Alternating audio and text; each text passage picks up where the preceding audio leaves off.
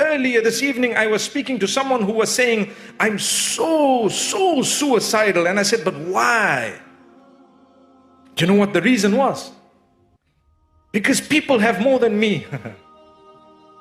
Basically, that's what was being said.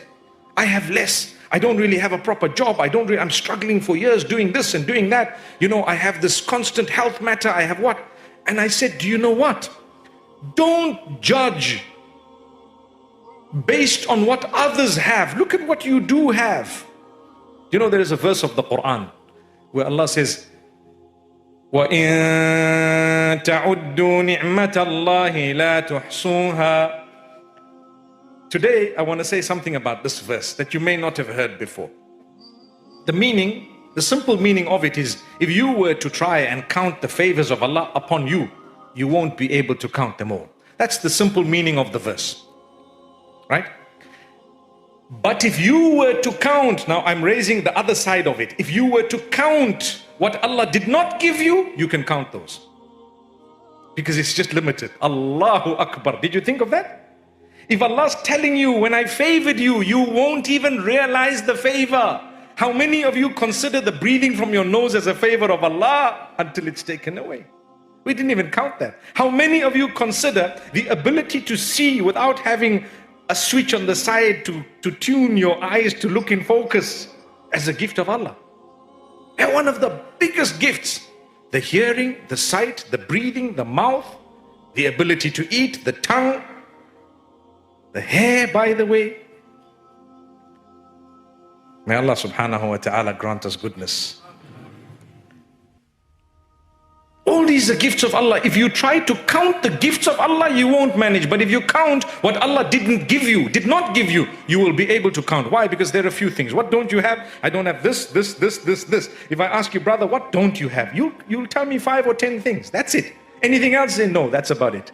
Look at the favors of Allah. Allah says, we've given you way beyond what we haven't given you. But man, do you know why he becomes that way in negativity? He concentrates on the 10 things Allah didn't give him or her, and he forgets about the billions of things that he's got as a gift of Allah, favor of Allah. And I tell you something, every time you think you're going through a problem, there are people not too far from you who are going through a bigger problem, but they are probably just a little bit more easygoing than you because they have managed it and coped with it by the help of Allah. So if you turn to Allah, He will make your negativity simple for you. It becomes a positive. If you lost a job, or you suffered in your health, or for example, you suffered in your family, or you lost a loved one, or you have a major issue this way, that way, if that particular negative item brought you closer to Allah, wallahi, it was a gift of Allah.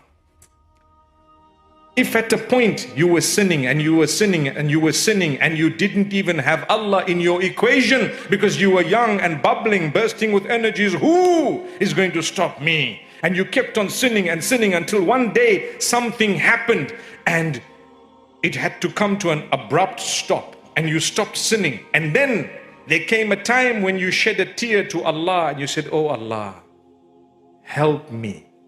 Imagine you haven't yet asked forgiveness of Allah, but because your life has come or has turned upside down, you're asking Allah to turn it the right way round again. Was that not Allah's favor upon you that you stopped the sin at least? Should you not seek the forgiveness of Allah, clear the slate? It's not difficult, my brothers, my sisters, to clean your slate here and now. No matter what you've done on earth, you can clean the slate here and now by the will of Allah. The only problem is when you have taken from the rights of a fellow human being, you're going to have to make peace with them. You're going to have to go and sort the matter out. You can't say, oh wow, I just stole £1 million from this guy and I can clean my slate here and now. That's what I was told. No, you must go and return the money. Or if that person is generous enough and you tell them, listen bro, I pinched $1 million from you. He said, nah, it's okay, minor, it's okay. So you're forgiven. Whoa, subhanallah. I don't think that would happen even if he's a trillionaire. and say, hey, you pay back every penny. And then you think to yourself, why did I even tell him? He didn't even know. May Allah subhanahu wa ta'ala grant us forgiveness. The point I'm raising is, between you and Allah, you clear the slate here and now. Oh Allah, forgive us. We don't want to sin. We won't sin. We regret what we've done. We will not do it again. We seek your forgiveness. Help us through the path. Make us strong. There is no point in sinning. Do you know, you feel like a fool when you grow a little bit older and you start looking back and thinking, when I had my energies, you know, I just wasted them in all nonsense. And for that reason, the same hadith I spoke about that mentions a person whose heart is hanging in the masjid or connected to the masjid, makes mention of another person, shabun nasha'a fi ibadatillahi ta'ala. A young person, male or female, who grew up in that youth and the young age, you know, the teenage and slightly beyond, in the obedience of Allah. In the obedience of Allah. When you're young and you want to be a little bit outrageous, mostly to be noticed, to be this way, that way, Allah says, you calm down, calm down. Whatever you do, don't do the wrong thing.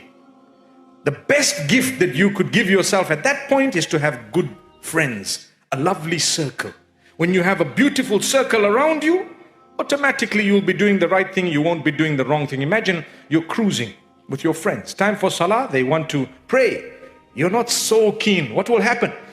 Because of the virtue of the people around you, you end up praying.